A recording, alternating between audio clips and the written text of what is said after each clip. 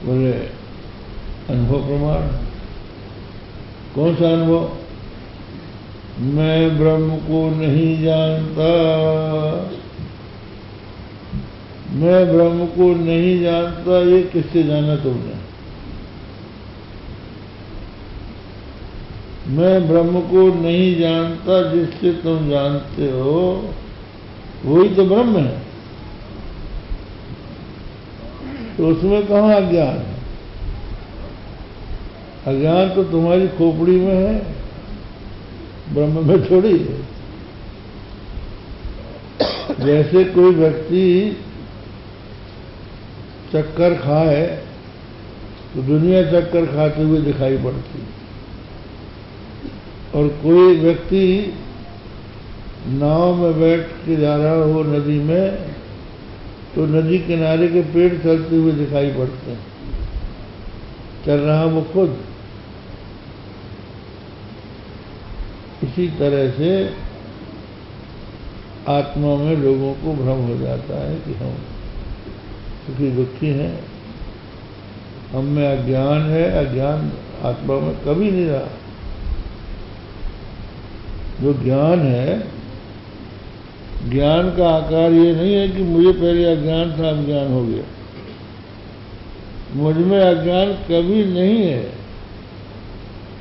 मैं नित्य ज्ञान स्वरूप हूं, इसका नाम ज्ञान है।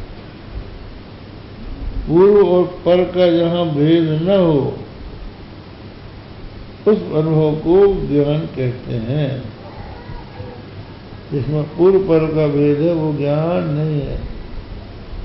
तो ऐसे भगवान श्री कृष्ण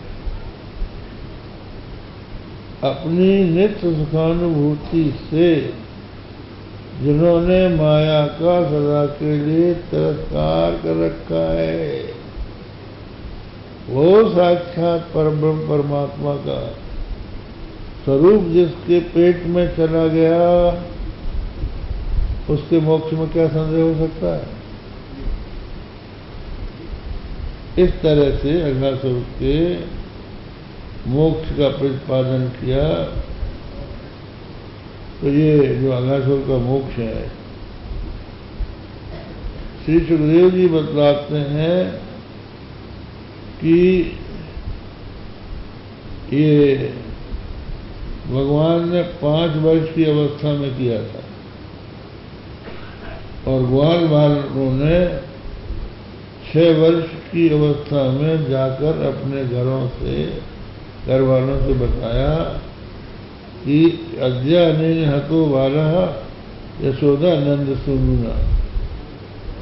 इस यशोदा और नंद के बेटे ने आज एक सर्प को मारा है।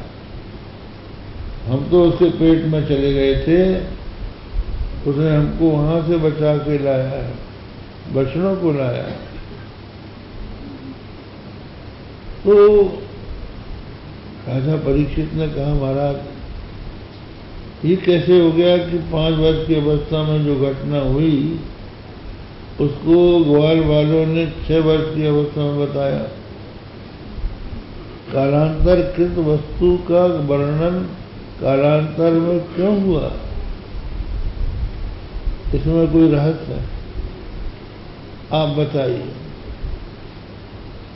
तो श्री सुखदेव जी ने ध्यान किया भगवान की लीला का, तो मन भगवान की लीलाओं का अनुसंधान होने लगा। समाधित हो गए। अब जब समाधित हो गए तो क्या कथा सुनाए? तो यहाँ वर्णन करते हैं टीकाकार कि राजा परीक्षित ने जब कथा शुरू हुई तो अपने पुत्र जन्मेजय से शंख घंटा घड़ियाल बुलवा दिया था। तो जब वो समाधित हो जाते थे सुखदेव जी, तो उनको जगाने के लिए शंख बजते थे, घंटा बजता था, घड़ियाल बजता था। तब फिर वो बहिर्मुख होते थे, फिर कथा सुनाते थे। तो बड़ी कठिनाई से उन्होंने अपनी बहिर्मुख दृष्टि की और फिर भगवान की कथा का वर्णन करने लगे। उन्होंने कहा कि भगवान श्री कृष्ण ने अघासुर के पेट से बछड़ों को, ग्वाल वालों को निकाला, अपनी अमृत संजीवनी दृष्टि से उनको जीवित कर लिया और उनको लेकर आगे बढ़े। आगे बढ़कर उन्होंने देखा एक बहुत सुंदर यमुना का तट है, जहाँ पर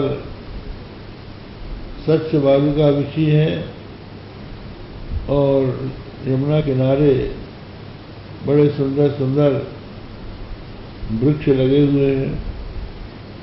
वहाँ शीतल मन सुगंध पवन चल रहा है।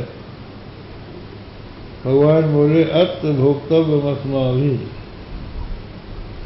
जवारूढ़ सुधार्जितई। अब हम लोगों को भूख लग गई है, तो यहीं बैठकर हम लोग भोजन करें। तो बछड़ों का क्या होगा? तो भगवान बोले बछड़ों को यमुना का जल पिला के हरी हरी घास चरने के लिए लगा दो और बैठो। तो सब बालकों ने वैसे ही किया। तब भगवान की मंडली बैठ गई अपरिमित वहां से बार। लेकिन भगवान की लीला ऐसी थी कि वृंदावन भी अपरिमित बढ़ गया और भगवान के आसपास ग्वाल बैठ गए। सबको ऐसा लगता था कि कृष्ण हमारे सामने बैठे, जैसे कमल की कर्णिका के आसपास पखुड़ियां होती हैं, उसी तरह से भगवान श्री कृष्ण कर्णिका हो गए और ये बार पखुड़ियों जैसे आसपास बैठ गए। अब भोजन के लिए पात्र की जरूरत है। थाली और पत्थर वहां कहां से आया? कोई पत्थर उठा के ले आया, कोई पत्ता तोड़ के ले आया, कोई फूल तोड़ के ले आया, कोई अंकुर तोड़ के ले आया, कोई उसी सीके में ही खाने लगा। बुजुर्ग के तो भाजन। हाँ, और इतना ही नहीं, खाते हैं और खिलाते भी हैं। ग्वाल अपना दही माखन खाते हुए श्री कृष्ण भगवान के पास ले जाते हैं। कन्हैया देखो हमारा दही कितना मीठा है।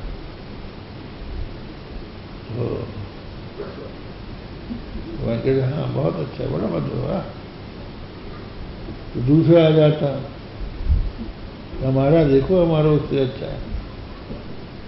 उसका चक्के बोले तेरा तो खट्टा है। उसका मुंह उतर जाता और सब लोग हंसने लगते। ऐसे भगवान अपना खिलाते, वो उनका खिलाते। बालकों की लीला हो रही थी। आनंद में सब लोग निमग्न थे। भगवान के साथ बैठ के भोजन करने का सौभाग्य किसको मिलता है। इसी बीच में जब अघासुर मारा गया और देवताओं ने नगाड़े बजा